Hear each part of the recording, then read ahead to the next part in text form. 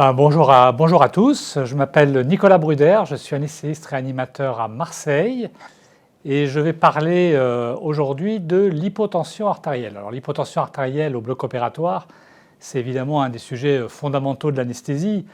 On en parle depuis le tout début de l'anesthésie, à vrai dire.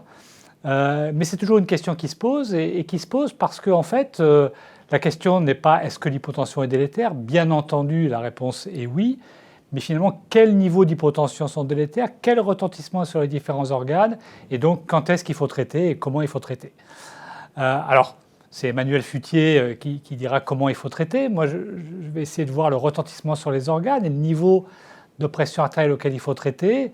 Alors, c'est un sujet difficile parce qu'en fait, il n'y a pas de consensus sur le sujet, mais on va dire que si on trouve des seuils un peu acceptables, c'est autour de 65 mm de mercure de pression artérielle moyenne et de plus de 30% de baisse de la pression artérielle. En dessous, on a un retentissement sur différents organes, et notamment 3 qui sont évidemment les plus importants, qui sont le cœur, le rein et le cerveau. Alors, il faut bien comprendre que ces événements sur nos organes cibles ne sont pas des événements majeurs. On sait actuellement la mortalité peranesthésique elle est extrêmement faible, les événements majeurs ils sont très rares, et donc finalement le dommage à ces organes il passe un peu sous les radars. Et ce qui a été le plus étudié probablement c'est le dommage myocardique, c'est-à-dire l'élévation de troponine.